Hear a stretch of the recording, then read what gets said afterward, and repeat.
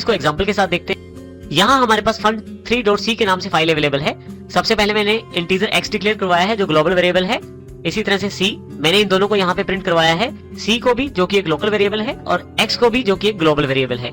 इसी तरह से void main के अंतर्गत मैंने सिर्फ x को प्रिंट करवाया है, क्योंकि अगर c को प्रिंट करवाता हूँ तो यहाँ पे एरर आ जाएगा, क्योंकि x ग्लोबल है तो यहाँ पे भी उसकी आउटपुट अवेलेबल रहेगी। अब हम फंक्शन को रन करके देखते हैं कंट्रोल F9 के साथ, और 2 नंबर एंट्री मैं यहाँ पे कर देता हूँ। देखिए जो टोटल है वो 25 अवेलेबल हो गया है, और साथ ही ग्लोबल x जो कि सबसे पहला प्रिंट आउट सम के अंतर्गत था 10 आउटपुट में है, और इसी तरह से ग्लोबल x इक्वल टू 10 जो वर्ड मेल के अंतर्गत दूसरी लाइन थी वो उसको भी उसने प्रिंट करवा दिया है। फिर से एंटर करता हूं यहाँ पे मैं। अब मैं यहाँ पे लोकल c को प्रिंट करवाना चाहता हूं।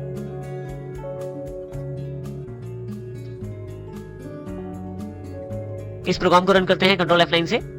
देखिए आपके पास एरर है। एरर ये है कि अनडिफाइंड सिंबल सी। यहाँ पे ये क्लियर नहीं हो पा रहा कि ये सी कहां से आया है, ये वाला सी, क्योंकि वर्ड मेन में इसको डिक्लेयर नहीं किया गया, वर्ड सम में डिक्लेयर किया गया है। क्योंकि सम में डिक्लेयर किया गया है इसलिए इसका लोकल स्कोप केवल वर्ड सम तक ही रहता है। ये जो सी है ये केवल इस ब्रैकेट्स की बाउंड्री के अंतर्गत ही चल पाता है, परंतु जब मैं यहाँ इसे चलाने की कोशिश करता हूँ तो यहाँ पे एरर अवेलेबल हो जाता है।